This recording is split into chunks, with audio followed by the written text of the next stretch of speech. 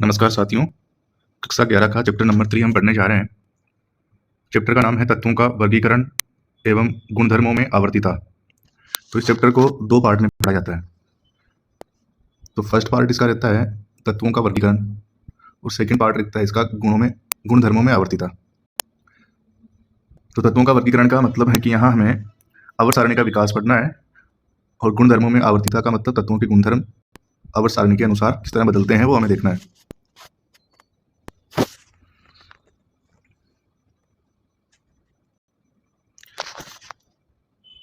इस एकक में हम वर्तमान आवर्त सारणी का ऐतिहासिक विकास एवं आधुनिक आवर्त नियम का अध्ययन करेंगे।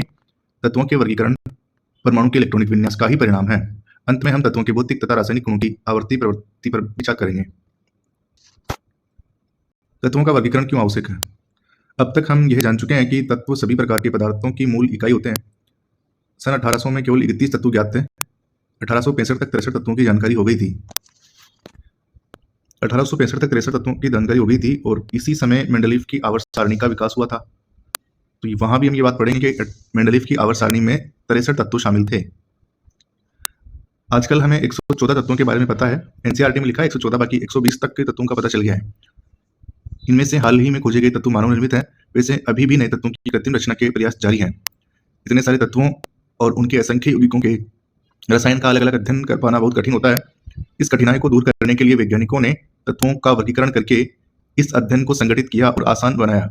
इतना ही नहीं, इस संक्षिप्त तरीके से सभी तत्वों से संबंधित रासायनिक तथ्यों का अध्ययन तर्क संगत रूप से तो कर ही सकेंगे, भविष्य में खोजे जाने वाले अन्य तत्वों के अध्ययन में भी मदद मिलेगी। आवर्त सारणी की उत्पत्ति।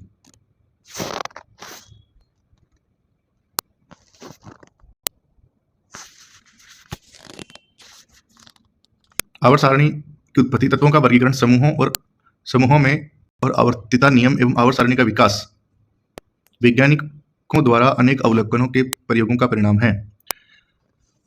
तो आवर्त सारणी की उत्पत्ति समझने से पहले हम जो वर्तमान में आवर्त सारणी पढ़ते हैं, जिसे हम एक्सटेंडेड और long form of the periodic table बोलते हैं, उसे देखते हैं। हिंदी में कहते हैं इसे आवर्त सारणी का दीर्घ रूप। तो सबसे पहले हम इसी को ही देखेंगे कि आवर्त सारणी दिखती कैसी है और इसका विकास कैसे हुआ, वो आगे देखेंगे, क्योंकि इसको याद करने के बाद थोड़ी आसानी हो जाती है पढ़ने में। तो आवर्त सारणी का दीर्घ रूप देखें, थोड़ा सा ओवरव्यू में कर देता हूँ, बाकी आपको आवर्त सारणी याद करनी पड़ेगी, जैसे भी ट्रिक से कैसे भी आप याद करते हो। तो इस आवर्त सारणी में हमें 4 ब्लॉक नजर आ रहे हैं। कौन कौन से ब्लॉक हैं? S block, P block, D block and F block के ये दोनों। टोटल 4 ब्लॉक में तत्वों को विभाजित किया है और इस तरह से जो 1 2 3 4 इस साइड लिखे हुए हैं, 1 2 3 4 5 6 7 8 9, ये सभी क्या है? ये सभी आवर्त हैं जो किस दिशा में चलते हैं। इस तरह से आवर्त हैं। ये फर्स्ट आवर्त है, ये फर्स्ट आवर्त है, ये सेकंड आवर्त है, इस तरीके से ये थर्ड आवर्त है। तो लेफ्ट टू राइट जो बनाए गए हैं ये आवर्त हैं। टॉप टू बॉटम जो कॉलम बने हुए हैं इन्हें कहते हैं वर्ग। टॉप टू बॉटम ये इस तरीके से, फर्स्ट वर्ग, ये दूसरा वर्ग, ये तीसरा वर्ग, ये चौथा वर्ग, ये पांचवां, छठा, सातवां, आठवां, इस तरह से टोटल 18 वर्ग हैं। टोटल 18 वर्ग हैं आवर्त सारणी में। तो फर्स्ट एंड सेकेंड वर्ग में एस ब्लॉक के तत्व आते हैं। कौन कौन है लीना की रब से फरियाद, इस ट्रिक से याद करते हैं। तो हाइड्रोजन है, lithium, sodium, potassium, rubidium, caesium and francium. इसी तरह दूसरा जो वर्ग है ये भी एस ब्लॉक का है। इस साइड हम देखते हैं तो वर्ग नंबर 13 से लेकर के 18 तक ये पी ब्लॉक के तत्व हैं। वर्ग नंबर 13 से लेकर के 18 तक पी ब्लॉक के तत्व हैं और वर्ग नंबर 2 से लेकर के वर्ग नंबर 12 तक ये डी ब्लॉक के तत्व हैं। आवर्त देखें तो ये चौथे आवर्त से स्टार्ट होते हैं और 7वें आवर्त तक जाते हैं। चौथे आवर्त से 7वें आवर्त तक, इधर वर्ग नंबर 12 तक। तो ये 4 आवर्त जो हैं, कौन सा चौथा, पांचवा, छठा, सातवां, ये चारों आवर्त ही किसके हैं? डी ब्लॉक के हैं। और वर्ग कौन सा है? तीसरा, चौथा, पांचवा, छठा, सातवां, आठवां, नौवां, 10वां, 11वां, 12वां। एफ ब्लॉक कहाँ स्थित है? तो एफ ब्लॉक में 2 श्रेणियां हैं, लेंथेनॉइड श्रेणी और एक्टिनॉइड श्रेणी। लेंथेनॉइड श्रेणी निकलती है यहां से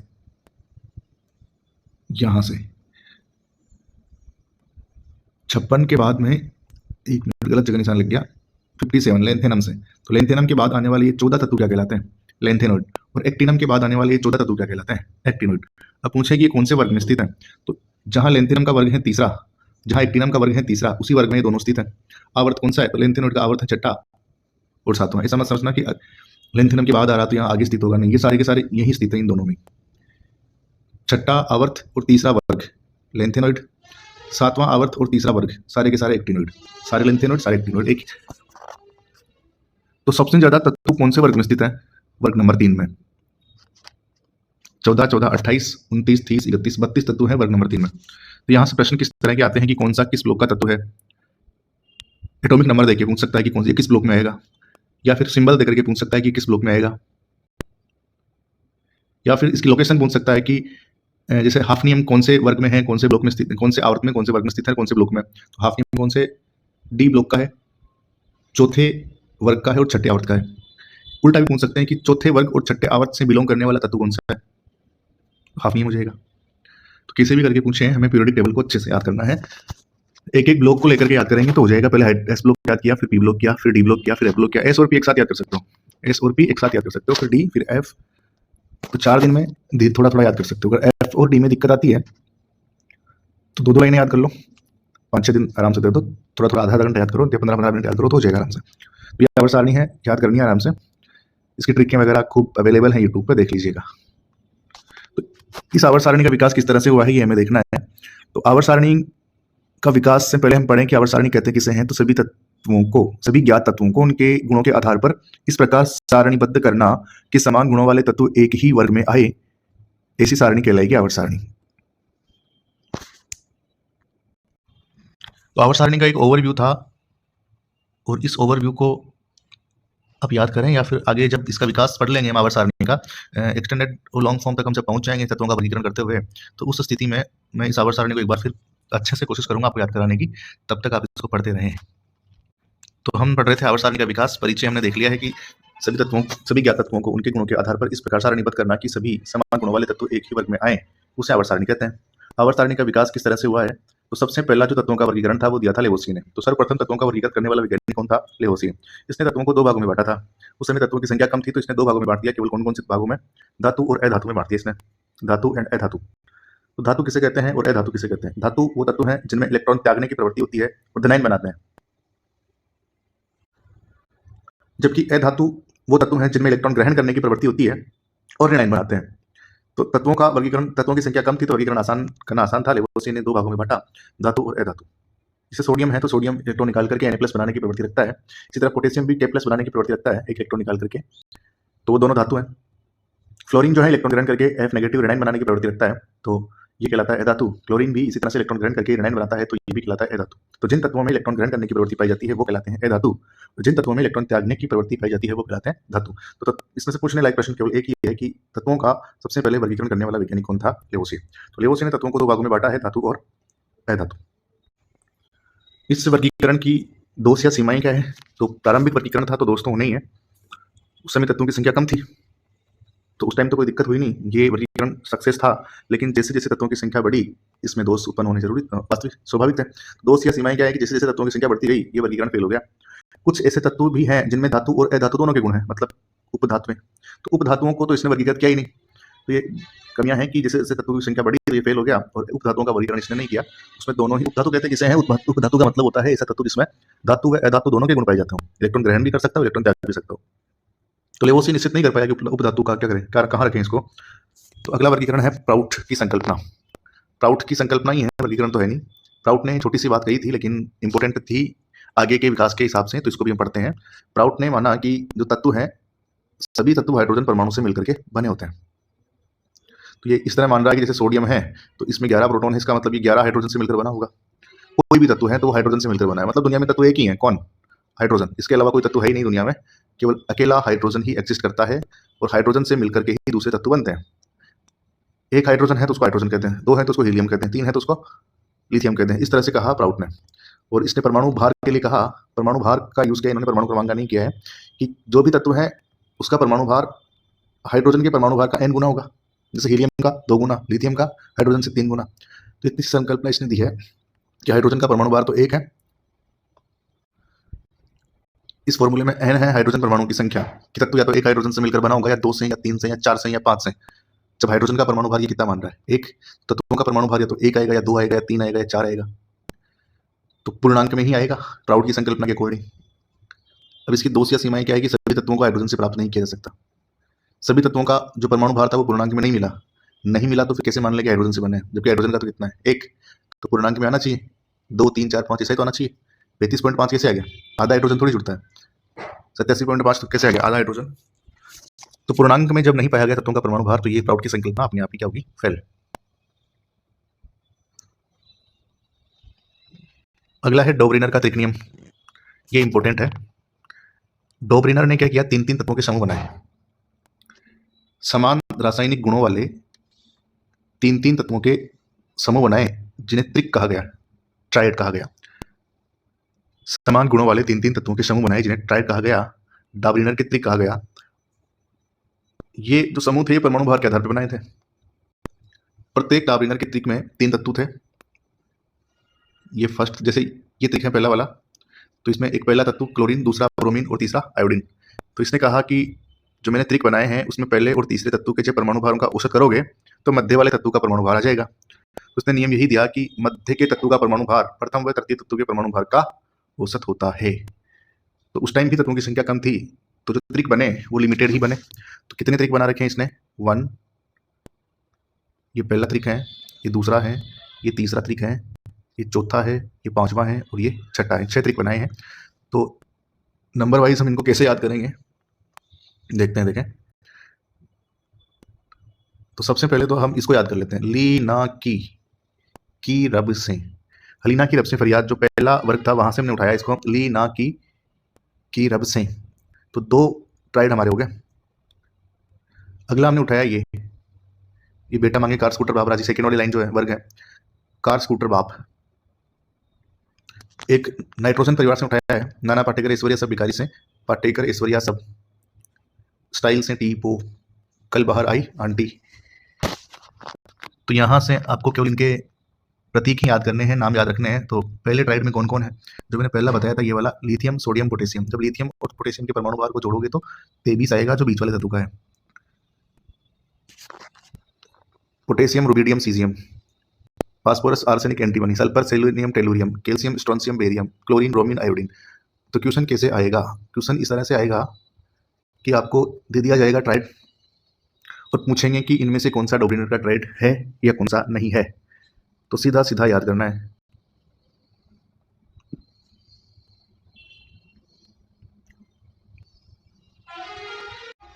और टोटल आपको ये 6 ट्राइड ध्यान रखने हैं। कभी स्टेटमेंट के रूप में पूछ लें तो वैसे भी ध्यान रखना है कि जो ट्राइड है इसके दोष हैं कि सभी तत्वों को, सभी ज्ञात तत्वों को त्रिक के रूप में, ट्राइड के रूप में व्यवस्थित नहीं किया जा सकता। और ये डी और एफ ब्लॉक के तत्वों के लिए तो बिल्कुल भी उपयोगी नहीं है।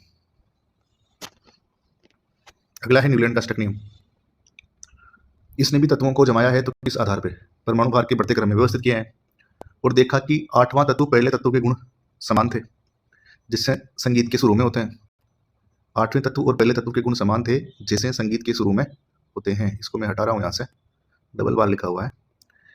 किस तरीके से संगीत के सुर चलते हैं, सा रे गा मा पा धा नी सा। तो पहला जो सुर है, ये वापस रिपीट हो गया कहाँ जाके, 8वें नंबर पे जाके। तो इसने कहा कि जिस तरह संगीत के शुरू में देखने को मिलता है कि पहला सुर वापस 8वें सुर से मिलता है, तो दूसरा किससे मिलेगा, 90 से, तीसरा किससे मिलेगा, 10वें से, चौथा किससे मिलेगा, 11वें से। तो प्रत्येक सुर अपने बाद आने वाले 8वें सुर से, पहला सुर अपने बाद आने वाले 8वें से मिला, दूसरा सुर अपने बाद आने वाले 8वें से मिलेगा, तीसरा अपने बाद आने वाले 8वें से मिलेगा। तो प्रत्येक जो सुर है अपने बाद आने वाले 8वें सुर से मिलता है। उसी तरह तत्वों के गुण भी आपस में मिलते हैं। कैसे, उस टाइम ये तत्व ज्ञात थे, ये नीचे जो इस सारणी में है यहाँ ये तत्व ज्ञात थे। तो इनमें हमें देखने को मिलेगा ये पैटर्न, जो कौन बता रहा है, न्यूलैंड। यहाँ देखें कि पहला तत्व है लिथियम, उसके बाद 8वां आएगा सोडियम। गिन सकते हैं, पहला, दूसरा, तीसरा, चौथा, 5वां, 6वां, 7वां, 8वां। तो लिथियम के बाद 8वां कौन सा आया, सोडियम।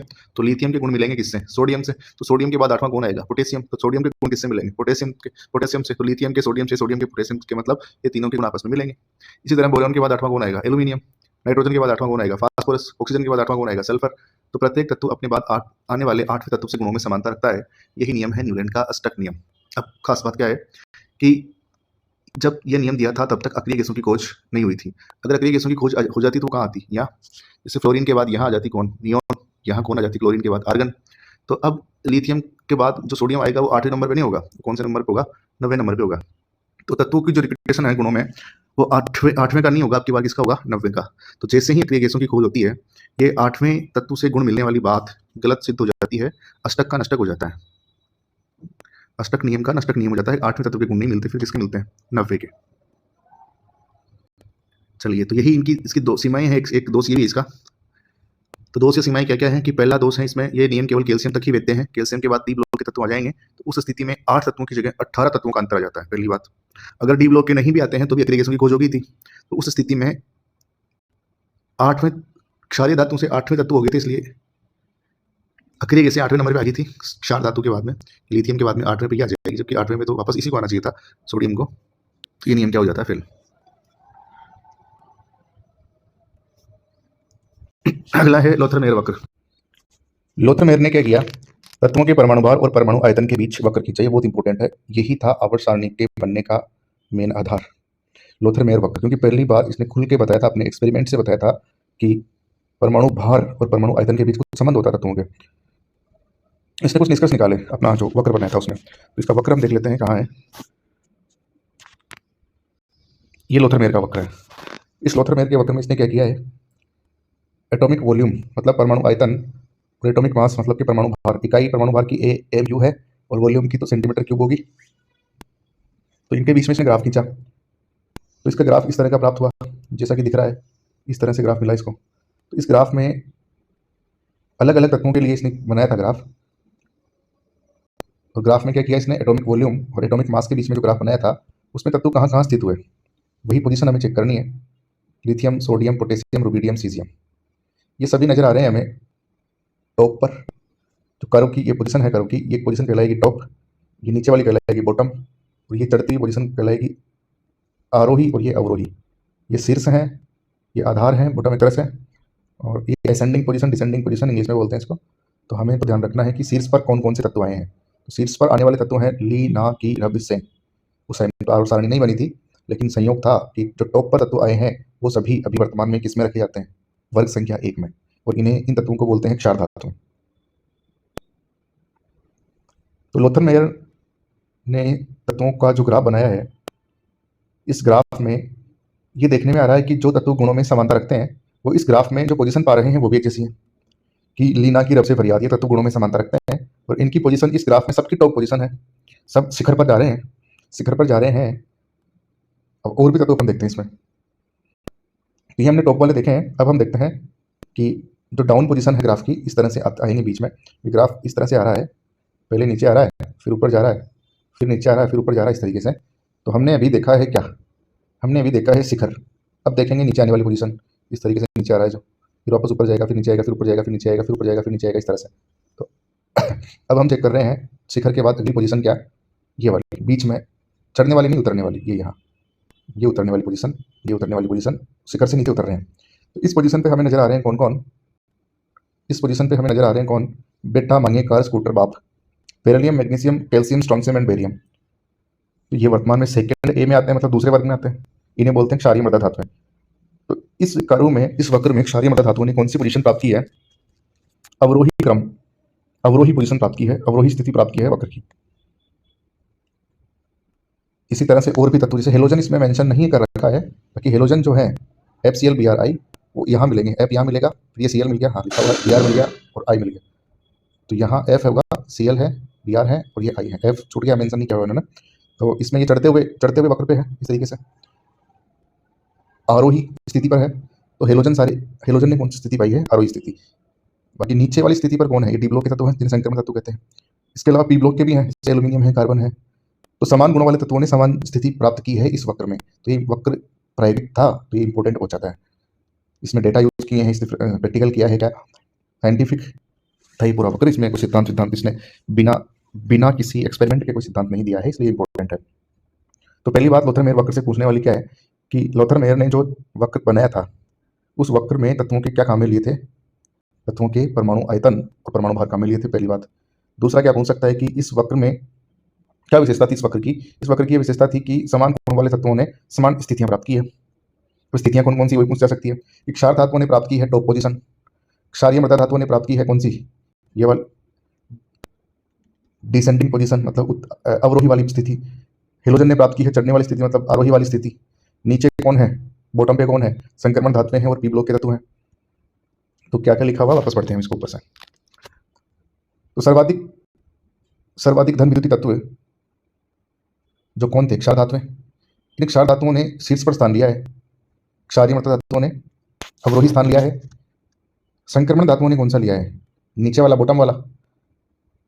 और इनके साथ में पी ब्लॉक के तत्व जो उप धातुएं थी, स्पेशली उप धातुएं, उन्होंने भी कौन सा लिया है, नीचे वाला स्थान। और सर्वाधिक ऋण विद्युत तत्व जो FCl Br थे, ये कौन सा स्थान ग्रहण करते हैं, वक्र पर आरोही स्थान ग्रहण करते हैं, ये ऊपर चढ़ने वाला स्थान। तो ये वाला स्थान है कौन सा, शीर्ष। ये वाला स्थान है कौन सा, आरोही। ये कौन सा है, अवरोही। और ये नीचे वाले स्थान क्या कहलाएंगे, आधार स्थान पर।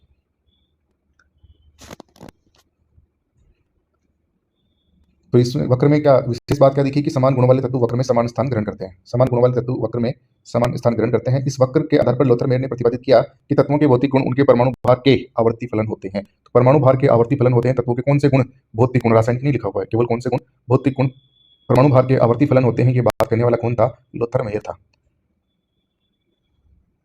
आवर्ती फलन का क्या मतलब होता है कि जब तत्वों को उनके परमाणु भारों के बढ़ते क्रम में व्यवस्थित किया जाता है तो नियमित अंतराल के पश्चात गुणों में समानता पाई जाती है। तो नियमित अंतराल के पश्चात गुणों में समानता पाई जाना ही आवर्ती फलन होना है। ये अलग से पूछने वाली बात तो नहीं है।